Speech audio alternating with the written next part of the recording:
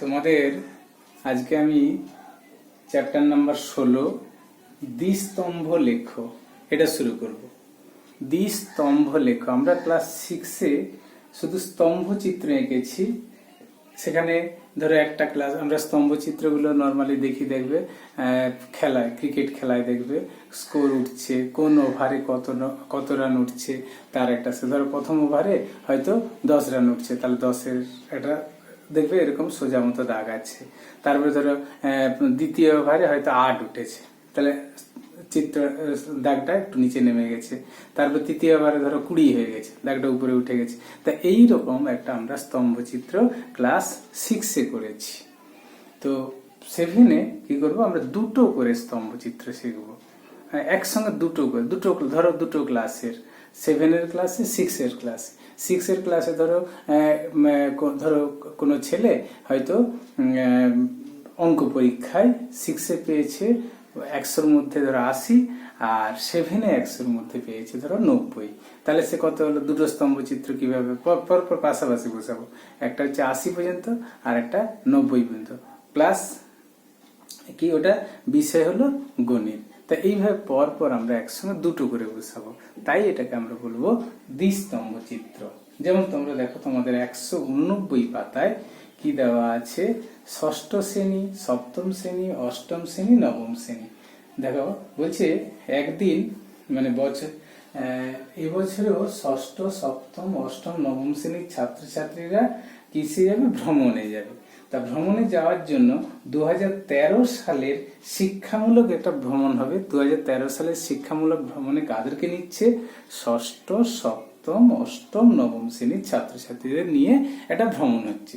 তা ষষ্ঠ শ্রেণীর ছাত্ররা কতজন আছে, 36 জন, সপ্তম শ্রেণীর কত, 38 জন, অষ্টম শ্রেণীর 42 জন এবং নবম শ্রেণীর 45 জন। এটা 2013 সালের। আর 2013 সালের ওটা দেখো, একটা ডান দিকে চার্ট করেছে, দেখো ডান দিকে একটা ছবি, ওই স্তম্ভ চিত্র কিভাবে করেছে, একটা অনুভূমিক ভাবে, মানে এইরকম ভাবে, অনুভূমিক মানে মাটির সমান্তরাল করে একটা দাগ, আর একটা হচ্ছে উলম্ব ভাবে মানে ওই মাটির সমান্তরালে যে দাগটা করা আছে তার উপরে লম্ব ভাবে আরেকটা দাগ কাটা আছে। তা এই যে মাটির সমান্তরালে কি বলে ওইটাকে আমরা সব বলবো। দেখো ষষ্ঠ শ্রেণীতে কতজন গেছে, ষষ্ঠ শ্রেণীতে 36 জন। ওই তোমাদের বইয়ে দেখো 36 বলতে এখানে কি করেছে, দেখো 30, দেখো পরপর ঘর কেটে নিচ্ছে, 10, 20, 30, 40, 50। তাহলে ষষ্ঠ শ্রেণীতে 36, ওই 36 পর্যন্ত এটা আন্দাজে এটা দাগ কেটে নিচ্ছে। তারপর সপ্তম শ্রেণীতে 38 জন, দেখো সপ্তম শ্রেণীতে 38 জন, অষ্টম শ্রেণীতে 42 জন, ওই একটা স্তম্ভচিত্র, নবম শ্রেণীতে 45 জন, এটা। তারপর আবার দেখো 2012 সালের শিক্ষামূলক স্তম্ভ এতে কতজন করে গেছে সেটা একটা নিচে স্কেল করে দেওয়া আছে। ষষ্ঠ শ্রেণীতে কতজন, ওই ছবি দেখেই এখানে বুঝতে হবে। দেখো 30-এর জাস্ট একটু উপরে আছে, তাহলে হয়তো 32-33 জন রয়ে যাবে। সপ্তম শ্রেণীতে কত, 45 জনের মতো হবে, তাই না? 40 ঘর পেরিয়ে চলে গেছে, 45 জন। তাহলে এইগুলো হচ্ছে কি এক স্তম্ভ চিত্র, মানে এখানে শুধুমাত্র স্তম্ভ চিত্র আঁকা হয়েছে। তারপরে আমরা এই ক্লাসে যেটা করব, দ্বিস্তম্ভ, একসঙ্গে দুটো ক্লাসের হবে। যেমন দেখো কিভাবে করব একটু দেখে নাও। ধরো আমি কি বললাম, প্রথমে এরকম একটা দাগ কাটবো, এটাকে বলা হয় অনুভূমিক, আর এইটার উপরে আর একটা দাগ হবে, এটাকে বলা হয় উলম্ব। এটা যতদূর খুশি বাড়তে পারে, এই জন্য এটাকে আমরা কি এই দিকটা তীর মেরে দেবো। আর এই দুটো দাগ যেখানে ছেদ করবে তাকে বলা হয় ও বিন্দু, মূল বিন্দু। এটাকে মূল বিন্দু বলা হয়। আমরা পরে যখন আবার গ্রাফ শিখবো, গ্রাফ পেপার শিখবো, তখন কি করবো জানো, যেমন এই যে দাগটা, এই দাগটাকে আমরা এক্স অক্ষ বলবো, আর এই দাগটাকে ওয়াই অক্ষ বলবো। এক্স অক্ষ বলা হয়, মানে এইটাকে এরকম এক্স নাম দিতে হয় আর এটাকে ওয়াই দিতে হয়।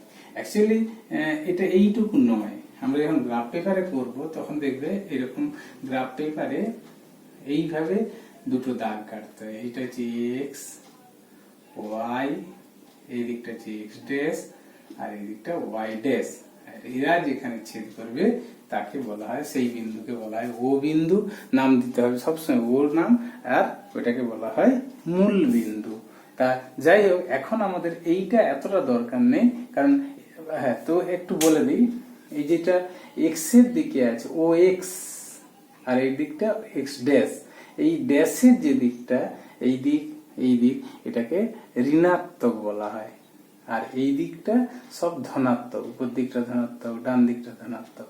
তা আমাদের এখানে সব ধনাত্মক যেহেতু আছে, ধরো ষষ্ঠ শ্রেণীতে ছাত্র সংখ্যা কতজন গেছে, 30 জন কি 40 জন কি 50 জন, তা এটা তো নেগেটিভ হওয়া সম্ভব নয়। তাই কি করেছে, এই জন্য আমাদের এখানে সবগুলো যেহেতু পজিটিভ মান আসবে, আমরা নেগেটিভ দিকটা আর ভাবছি না। ধরো তোমাদের যদি গ্রাফ পেপারও দেয়, গ্রাফ পেপারে আমি যদি এই দিকটা অযথা মাঝখানে করে, আমার ছবিটা আসবে সব পজিটিভ, যেহেতু ছবিটা আসবে এই দিকটায়, তাহলে এই দিকগুলো আমার লাগবে না, এইটা এইটা এইটা লাগবে না, তাহলে অযথা আমি গ্রাফ পেপারে কি করব, আমার জায়গাটা নষ্ট হয়ে যাবে। আর গ্রাফ পেপার হবে দিবে তোমাদের পরীক্ষা একটু ছোট, তার ফলে কি হবে, আমার যদি এই দিকটাই অযথা জায়গা নষ্ট হয়ে যায়, কাজেই লাগলো না অথচ নষ্ট হয়ে গেল, তাহলে বেকার আমার ওটা রেখে লাভ কি। যে কারণে আমরা পরীক্ষার সময় করব কি, এইভাবে যদি গ্রাফ পেপার দিয়েও থাকে তখনও আমরা এইভাবে দাগ কাটবো, আর যদি তোমার সাদা কাগজে থাকে তখন এইভাবে আমরা একটা সাদা, ধরো মনে করি এরকম একটা সাদা পেজ আছে, সাদা পেজের ঠিক এই পাশটা বাম দিকটা একটু ছেড়ে দিবে, হ্যাঁ, আর উপর দিকটা তো ছাড়া থাকবেই, বাম দিকটা একটু ছেড়ে এরকম ভাবে দাগ কেটে দেবে। কেটে এবার ধরো আমরা ওই অঙ্কটাই, ধরো তোমাদের বইয়ে 190 পাতায় দ্বিস্তম্ভ চিত্র একটা দেওয়া আছে, দেখো ধরো ষষ্ঠ শ্রেণী, ষষ্ঠ এরকম ভাবে দেখো স্কেল দিয়ে কেটে দিবে, সপ্তম, অষ্টম আর নবম, এখানে যেহেতু 4টা ক্লাস দেওয়া আছে, আর এই দিকটা কি ছাত্রছাত্রীর সংখ্যা, তাহলে এই দিকটা কি ক্লাস, শ্রেণী, আর এই দিকটা কি, এই দিকটা হচ্ছে ছাত্রছাত্রীর সংখ্যা, ছাত্রছাত্রীর সংখ্যা।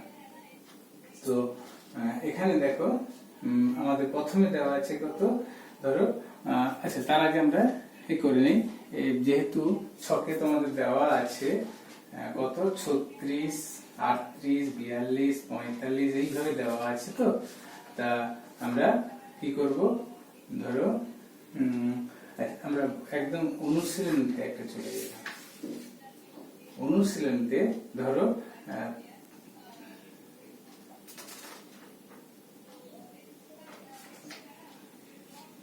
ধরো 3-এর দাগের অঙ্কটা, বা আচ্ছা আগে একটা স্তম্ভ চিত্র, আচ্ছা 3-এর দাগটাই আগে করি না, এটা 3-এর দাগটা কি আছে, খেলা, তাহলে এগুলো এখানে হবে না।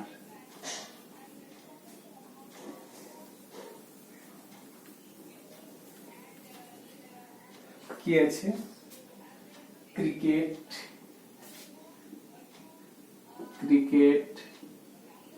ফুটবল, সাঁতার, হকির পরে খোখো।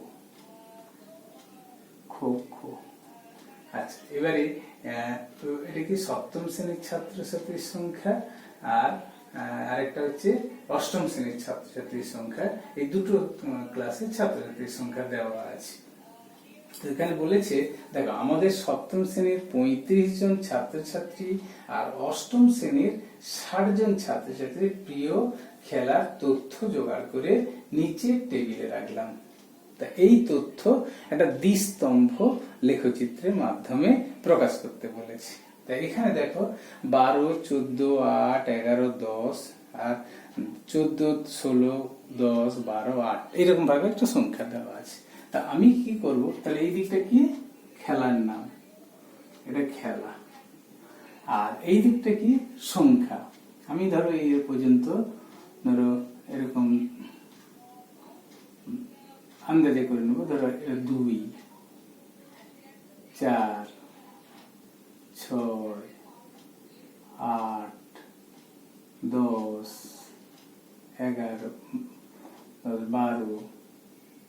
14, 16, 18, মানে স্কেল দিয়ে কেটে নিলে বা কম্পাস দিয়ে কেটে নিতে পারো। কম্পাস দিয়ে কেটে নিলে সুবিধা হবে, তাহলে দাগটা যেন মানে কোনোটা বড়, কোনো মানে ফাঁকাটা কোনোটা বড় ফাঁকা হয়ে গেল, কোনোটা ছোট ফাঁকা হয়ে গেল, সেটা যাতে না হয়। দেখতে ভালো লাগার ব্যাপার একটা আছে তো। তার মানে এখানে মাঝখানে 1 আছে, 2, 3, 4, 5, মানে সব আমি যদি লিখতাম 1, 2, 3, 4 করে, তাহলে খুব ছোট ছোট গায়ে গায়ে গায়ে গায়ে হইতো, দেখতেও বাজে লাগতো। এই জন্য আমি একটু একটু ছেড়ে ছেড়ে করছি। যদি এটাকে আমি 5 ধরতাম তাও করতে হবে, 5, 10, 15, তখন কি হবে, এই ঘরটা 5 পর্যন্ত আছে। কি বলছে বুঝে গেছে? যখন দেখবো যে আমরা অনেক বড় বড় সংখ্যা বসাবো, তখন কি করব, এরকম গ্যাপটাকে, ছোট গ্যাপ থাকবে, অথচ ওই জায়গাটায় অনেক বড় লেখার সময় লিখতে হবে যে এই গ্যাপটা অনেকটা বড় গ্যাপ। মানে ধরো যেখানে হয়তো 2000, 5000, 6000, তখন এখানে 1 লিখবো, 1 লিখে এই জায়গাটা লিখবো 100 গ্যাপ আছে, 100টা ঘর আছে। তারপরে 2 লিখবো, তখন 200 ঘর হবে। মানে সেটা যেমন অঙ্ক থাকবে সেই মতে আমরা ওই ঘরটাকে ভেঙে নেব। এবারে দেখো, ক্রিকেটে প্রথমে 7ম শ্রেণীর ছাত্র 12 জন আর 8ম শ্রেণীর 14 জন।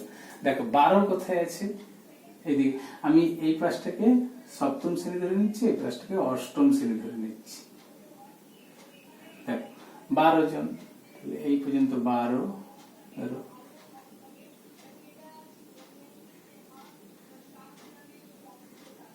স্কেল দিয়ে টানবো। আমার এটা দেখো, আমি স্কেল লাগানো দেইনি বলে দেখে এটা কেমন একটা লাগছে দেখতে। আচ্ছা, ক্রিকেট 8ম শ্রেণীর 14 জন, তাহলে 14 কোথায়, এখানে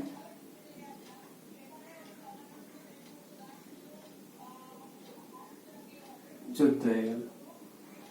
তারপরে ফুটবল 14, 16, দেখো ফুটবল।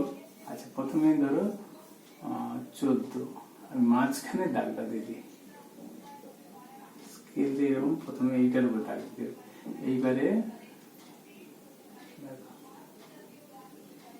এই 14 আর একটা 16,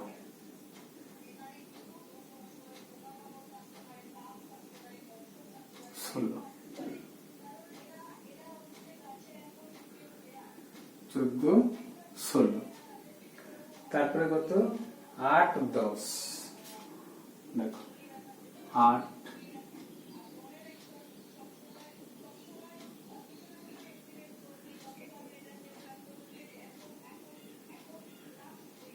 8 আর 10,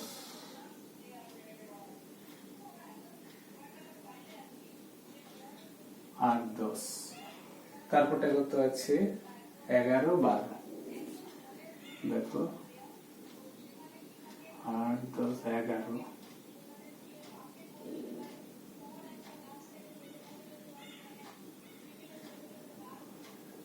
11, 12, তারপরে আছে 10, 8, 10,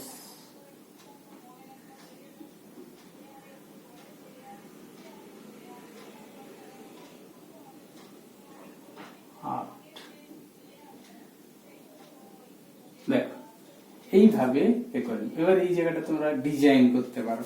ধরো একটাকে হয়তো একটু ব্লু কালি দিয়ে দিতে পারো, আর একটাকে রেড কালি দিতে পারো। এই রেডটা বাদ দিয়ে আমি এখানে রেড দিয়ে দিচ্ছি, ধরো এরকম একটাকে ডিজাইন করতে পারো।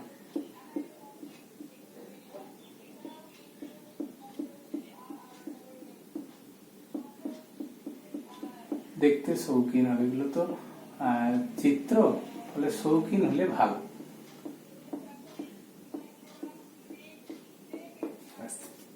আর একটা সাদাও রেখে দিতে পারো, বা অন্য কিছু এরকম ব্ল্যাক দিয়ে এরকম সবে দিয়ে দিবে, দেখতে ভালো লাগে। ঠিক আছে, তাহলে এখানে কি করা হলো দেখো। এবার লিখে দিবে, এই জায়গাটায় লিখে দিবে স্কেল বলে। স্কেল বলে কি লিখবে দেখো, আমি কি করলাম, যে এই যে দাগ বরাবর আমরা যেটা স্কেলে কি লিখেছি, যে 1 একক, এখানে দেখো এক একটা ঘর, মানে এখানে 2টো ঘর, মানে 1 2, তাহলে 1 একক মানে একটা একটা ছাত্রছাত্রী, একজন ছাত্র বা ছাত্রী, তাহলে 1 একক এখানে মানে দুজন, এখানে 2 মানে দুজন ছাত্রছাত্রী, তাহলে 1 একক সমান একজন ছাত্র বা ছাত্রী। এইভাবে একটু করতে, এটা ছাত্রছাত্রীর সংখ্যা এরকম লিখে দিবে, ছাত্র ছাত্রীর সংখ্যা। ঠিক আছে, তাহলে তোমাদের কাজ হবে তোমরা প্রথমে আগে ভালো করে বইয়ে যে উদাহরণগুলো দেওয়া আছে উদাহরণগুলো আগে ভালো করে করবে, তারপরে ছবি আঁকার চেষ্টা করবে। যেমন তোমাদের বইয়ে 192 পাতায় দেখো ষষ্ঠ শ্রেণীর ছাত্রছাত্রীর সংখ্যা দেওয়া আছে আর সপ্তম শ্রেণীর ছাত্রছাত্রীর সংখ্যা দেওয়া আছে। দেখো ষষ্ঠ শ্রেণীর এবার বিষয়গুলো কি কি দেওয়া আছে, নাচ, গান, আবৃত্তি, তাৎক্ষণিক বক্তৃতা।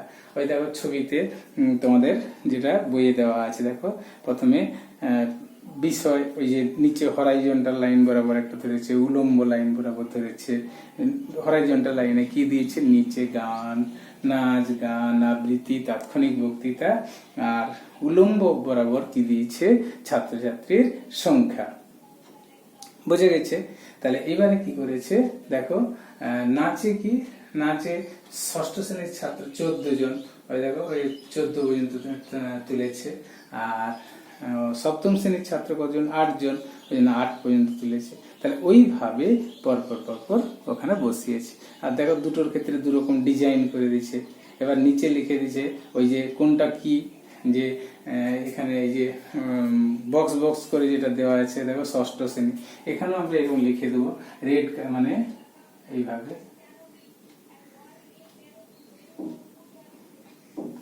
কি যে যে কালার গুলো দিয়েছো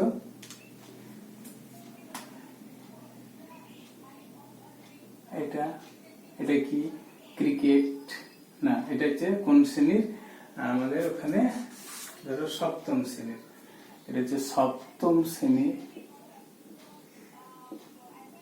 সপ্তম শ্রেণী। আর তারপরটা লিখবে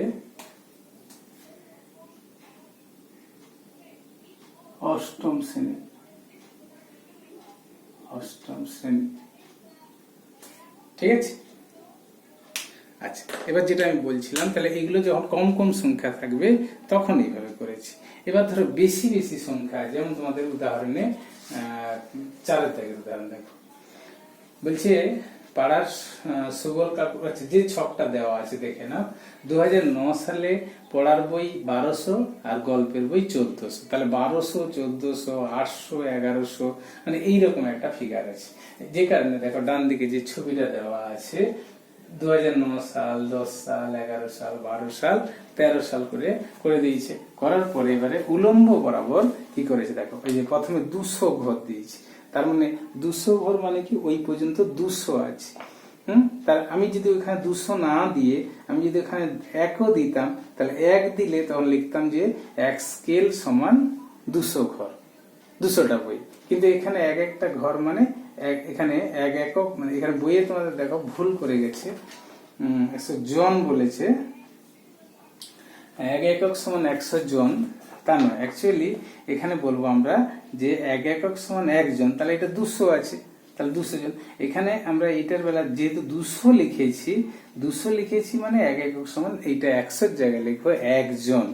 আর যদি এই জায়গাটা আমি 2 লিখতাম তখন 1 একক সমান লিখতাম আমি 200 জন বা এই 100 জন, মানে 2 ঘর, তার মানে 1 ঘর মাঝখানে 1 ঘর আছে, তাহলে 1 একক সমান 100 জন লিখতাম। তাহলে বইয়ে ওটা তোমরা কারেকশন করে নাও, 1 একক সমান ওটা হবে 1 জন, তাহলে 200 ঘর মানে 200 জন, 200 একক মানে 200 জন। বোঝা গেছে কি বলছি? তাহলে এই গেল।